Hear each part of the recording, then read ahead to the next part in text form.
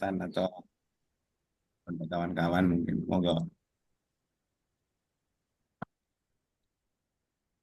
Baik, terima kasih. eh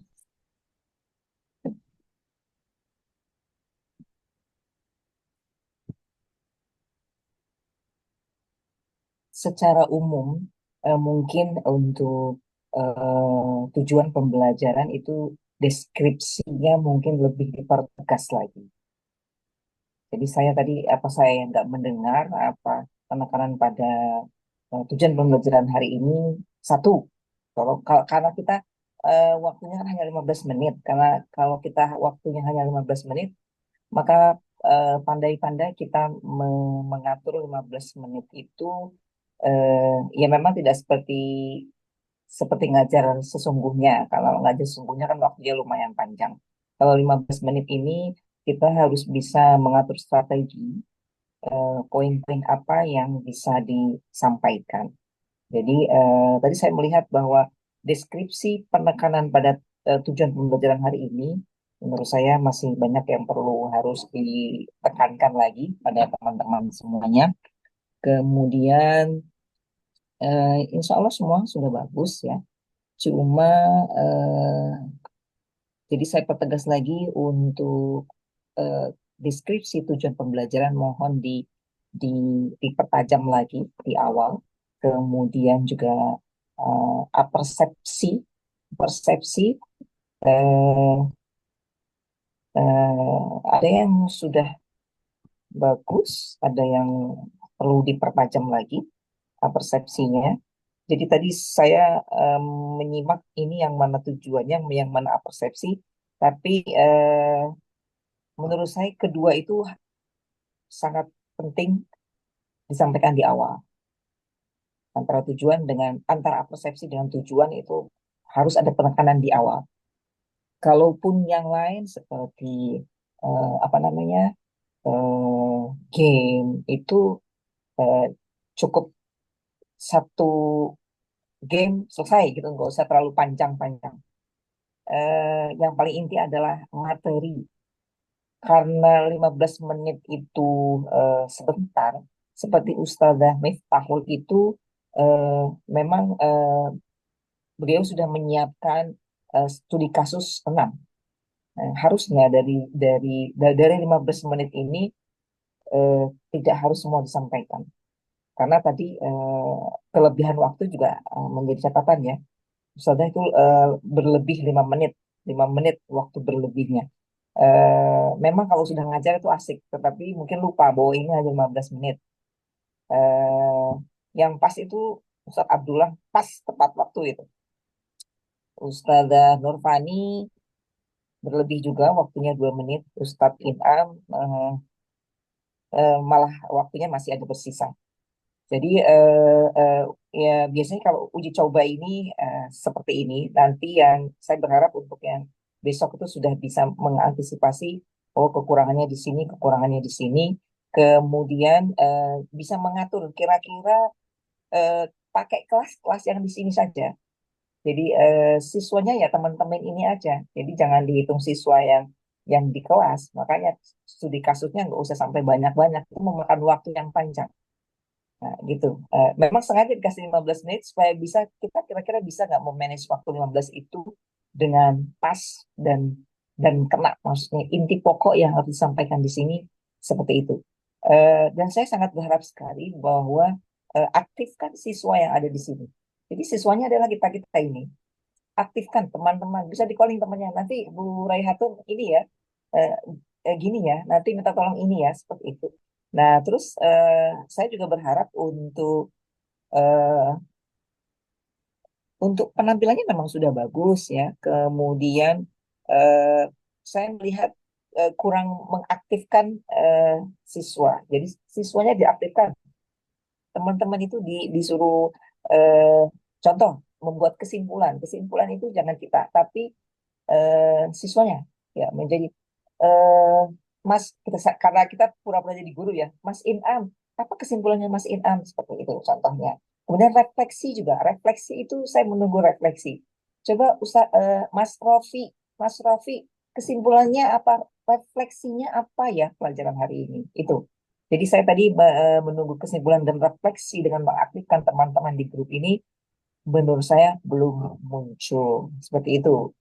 Kemudian tadi ada juga yang terlewat untuk evaluasinya, belum ada evaluasinya.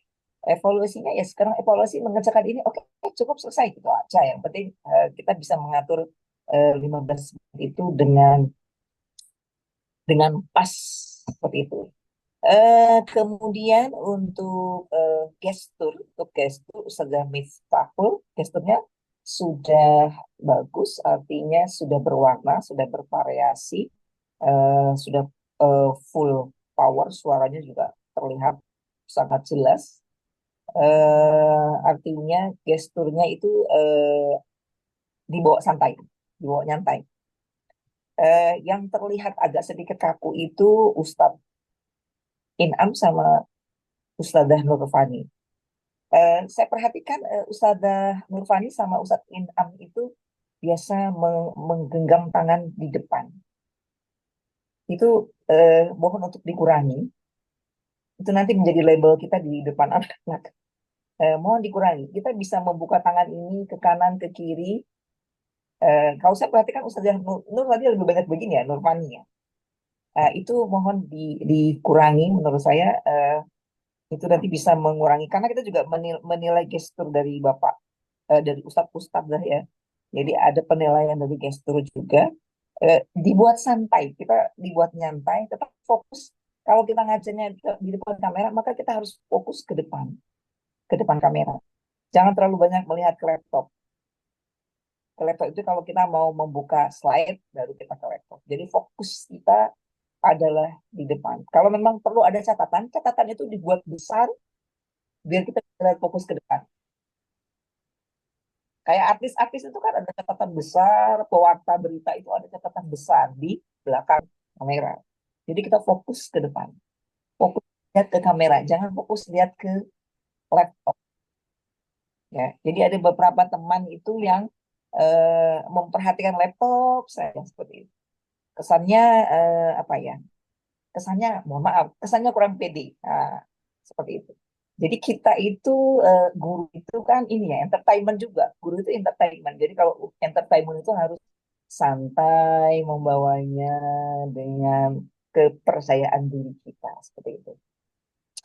Itu dari saya. Jadi intinya adalah jangan lupa penekanan pada deskripsi tujuan pembelajaran itu ditekankan di awal. Kemudian persepsi. Tadi saya melihat persepsi yang sudah lumayan bagus dari Ustadz Abdullah. Ustadz Abdullah tadi sudah, cuman tujuannya menurut saya penekanan pada tujuannya, deskripsinya perlu dipertambah lagi, perlu ditajamkan lagi. Seperti itu. Dan eh, saya menggarisbawahi, tadi Ustadz Abdullah mengatakan 15 menit untuk membuat kelompok. Menurut saya 15 menit untuk membuat kelompok itu terlalu lama. Biasanya anak SMP itu, kalau kita berikan kebebasan untuk membuat kelompok itu, mereka akan mencari gengnya masing-masing. Nah, kalau bisa membuat kelompok itu kita menggunakan hitungan, menggunakan siksak dan teknik kita, menggunakan kata ganjil atau menggunakan kata genap yang kita hitung. Satu, dua, tiga, itu lebih cepat. Kalau 15 menit itu lama, 15 menit itu. Saya dengar 15 menit untuk membuat kelompok, terlalu lama menurut saya. Itu memakan waktu. Mungkin maunya 15 detik kali, Bu. Nah, mungkin 15 detik mungkin, tapi saya mendengarnya sampai saya tulis 15 menit apa saya yang salah gitu loh. Seperti itu. Jadi untuk pembagian kelompok kalau anak-anak SMP itu tidak bisa dikasih rentang waktu yang lama. Dia nanti akan nawar sama kita. Nah, seperti itu. Jadi biasanya berhitung 1 sampai 5. Nah, itu nanti kelompok satu yaitu yang hitungan satu, kelompok dua yang hitungan dua. Seperti itu lebih cepat malah. Lebih praktis dan simple. Seperti itu. Jadi intinya saya minta kesimpulan itu untuk mengaktifkan siswa, refleksi juga itu untuk beda ya kesimpulan dengan refleksi bisa. Kesimpulan ada tentang materi, refleksi itu bagaimana rasanya mempelajari materi ini, bagaimana saya menyampaikannya, bagaimana rasa kamu menerima materi ini, itu adalah refleksi. Jadi refleksi tidak sama dengan kesimpulan. Kalau kesimpulan berhubungan dengan materi, kecuali eh, langsung digabungkan kesimpulan dengan refleksi. Tapi sebaiknya dipisah kesimpulan sendiri, refleksi dan sendiri. Dan itu usahakan kita mengaktifkan siswa untuk melakukan kesimpulan dan refleksi. Seperti itu. Kemudian Ustadz Inam. Tadi Ustadz Imam menyampaikan studi kasus. Kalau untuk studi kasus, hindari kata-kata misal. Misal studi kasus. Itu kan kasus. Berarti kasusnya sudah ada. Jangan kita katakan misal. Tadi saya mendengar misalkan. Sebaiknya jangan misalkan. Ada sebuah kasus. Nah, itu akan lebih. Kalau misalkan itu ambigu. Masih abu-abu, nggak jelas. Gitu loh. Nah, jadi kata-kata misal atau kata mungkin itu sebaiknya jangan disampaikan. Ada sebuah kasus, nah, seperti itu. Ada kasus ini, seperti itu. Jadi eh, kita harus kalau kasus itu harus pasti. Namanya kasus itu sudah terjadi gitu. Jadi menurut saya jangan menggunakan kata misal atau mungkin. Seperti itu dari saya, Ustadz. Intinya sudah bagus semuanya. Hanya itu tadi penekanan pada deskripsi tujuan di awal, persepsi di awal, eh, kesimpulan dan refleksi itu merupakan penegasan dari materi yang akan kita sampaikan. Nah, refleksi itu kira-kira pembelajaran kita itu menyenangkan apa tidak? Dari saya itu, Ustaz. Oke. Bu Teti, saya mau tanya ke Bu Teti nih. Ya. Bu Teti sering nonton Indonesian Idol nggak? Hmm, hmm. Kalau sekarang jarang, Audisi. dulu-dulu iya, kalau sekarang jarang. Kenapa, Ustaz? Itu sama persis dengan Bu Teti tadi, bawaan harus nyantai gitu ya. Harus jadi diri sendiri gitu ya. Itu Ya, persis itu. Itu kalau Bapak Ibu lihat audisi Indonesian Idol itu sama itu. Jadi kan seperti itu, Bapak Ibu ini kan sudah biasa ngajar ya. Cuman kadang-kadang ketika dihadapkan pada momen tertentu itu kemudian eh, mungkin karena ingin tampil yang maksimal atau ingin khawatir yang tidak tidak tepat, akhirnya itu apa jadi blunder gitu ya, yang kurang los gitu ya, kurang los gitu. Padahal sehari-hari Bapak Ibu sudah bagus gitu ya.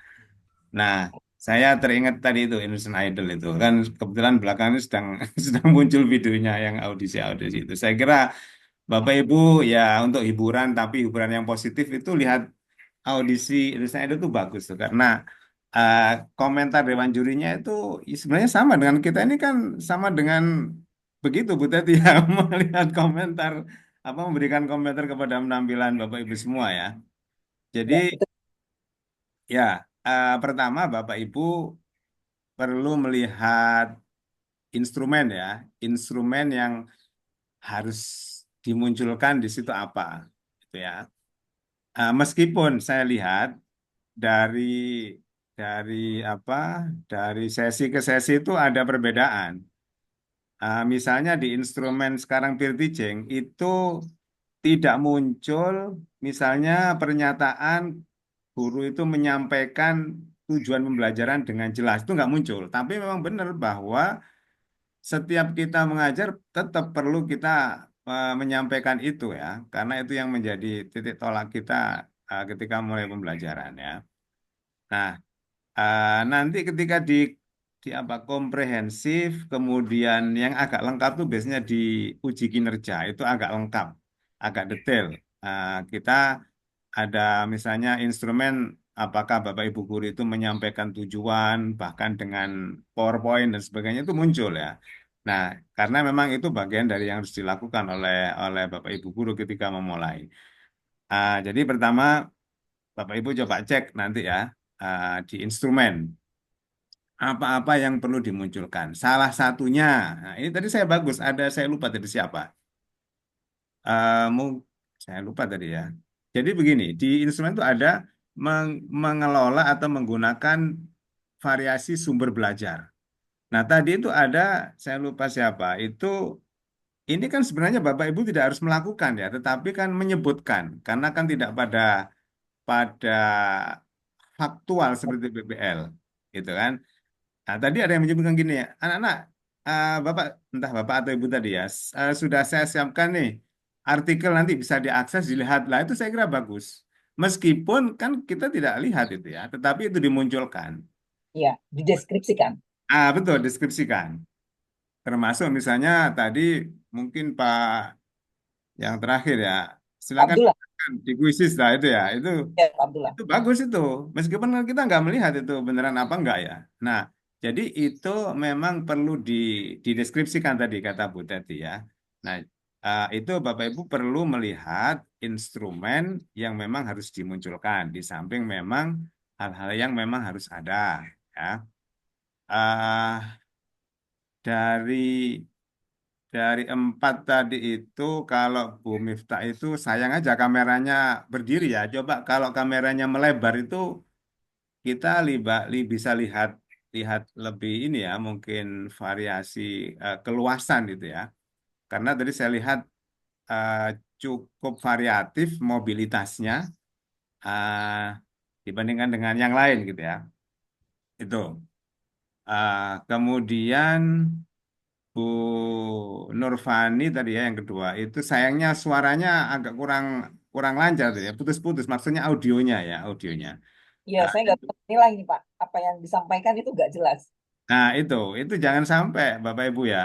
Karena ini kan kita apa audio visual ya. Jadi gambarnya harus bagus.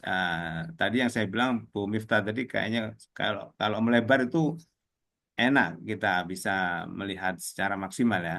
Kemudian audio, lah itu juga harus jelas. Seenak apapun ceramah, kalau terganggu kita nggak akan nyaman gitu ya. Itu tadi audio Bu Nurfani itu. Nanti jangan sampai ketika PPL, ketika komprehensif itu perlu dicek dulu ya sebelum tampil. Dan juga tadi saya lihat yang betul yang disampaikan oleh Bu Teti ada semacam agak grogi atau apa gitu ya, yang sering lihat laptop atau apa begitu ya.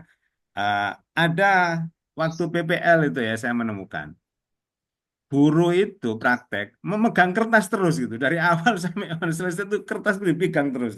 Ini kan iya kalau untuk variasi bagus, tapi kalau dia pegang terus kemudian sering melihat tuh tadi mungkin dilihat agak kurang pede gitu kesannya ya kesannya. Tuh. Untuk Pak Inam intonasinya menurut saya kurang ya, kurang jelas, kurang keras gitu ya, terlalu flat.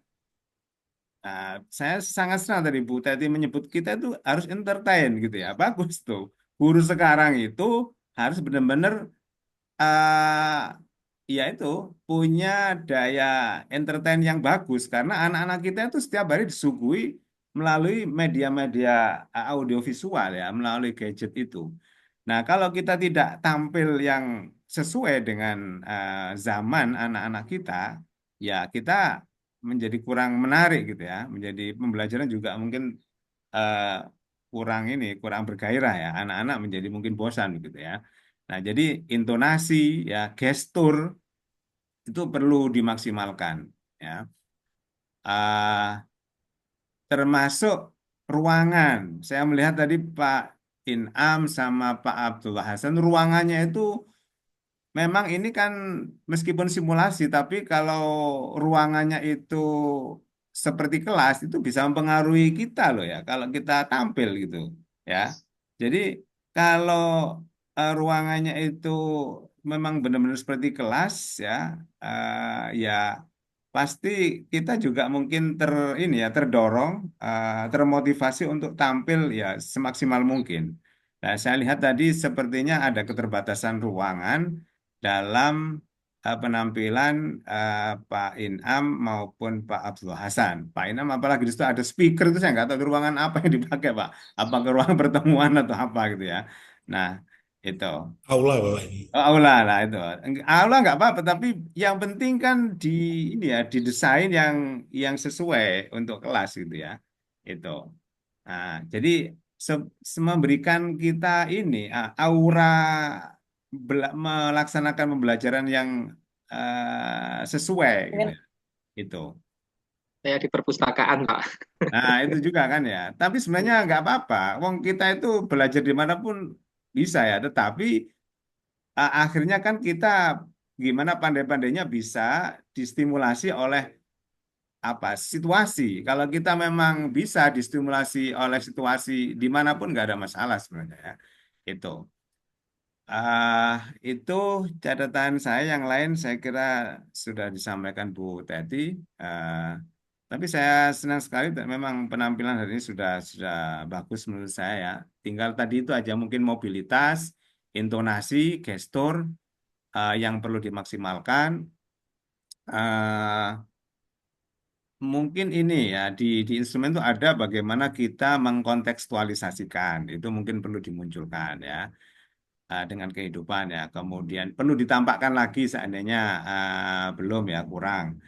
Kemudian ada penggunaan metafora atau analogi. Nah, itu kan ada di instrumen ya. Jadi kita kan ingin apa yang kita ajarkan itu benar-benar bisa diamalkan ya, dilaksanakan. Kita tidak hanya mengajarkan misalnya anak-anak tahu tata cara sholat berjamaah, tetapi bagaimana anak-anak itu tanpa diminta mereka sudah bisa atau terdorong untuk berjamaah gitu ya. Tidak ada yang nyuruh, tidak ada yang mewajibkan. Nah, jadi tidak hanya tahu bagaimana tata cara, tapi bagaimana yang kita ajarkan itu bisa mendorong mereka untuk mengamalkan itu ya. Nah, jadi sekali lagi Bapak Ibu mungkin bisa lihat instrumennya yang ada di masing-masing ya. Kalau sekarang kan grid teaching, kalau nanti kompre Bapak Ibu bisa lihat tetap dengan mengacu apa instrumen-instrumen yang memang seharusnya ada pada saat kita mengajar. Oke, saya kira itu dari saya.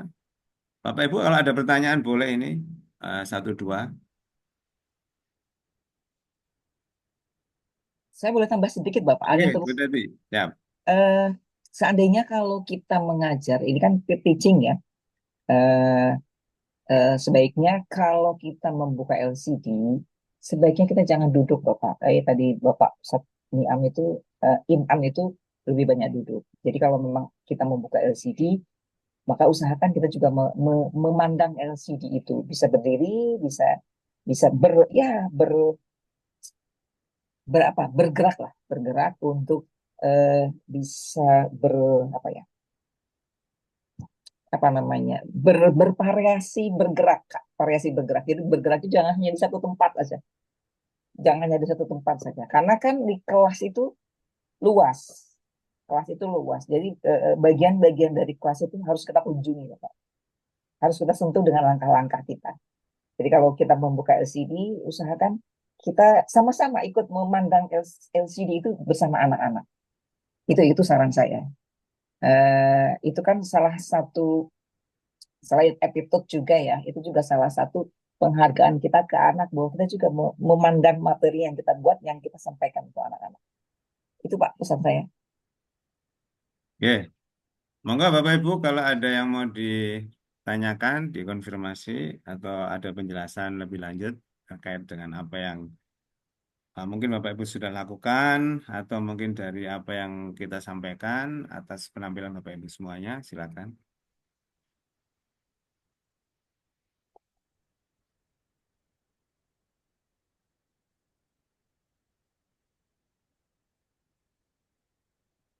Sepertinya sudah cukup ya, sudah merasa plong. Sudah merasa plong, yang sudah, yang belum masih Pak. Alhamdulillah sudah Ibu. Yang Yang belum belum ini kan dapat bocoran Bu tadi.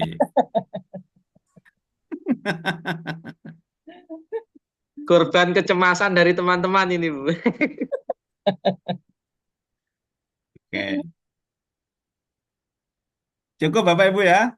Bu Teti masih ada yang mungkin disampaikan. Kalau Bapak Ibu Pak Ina mau bertanya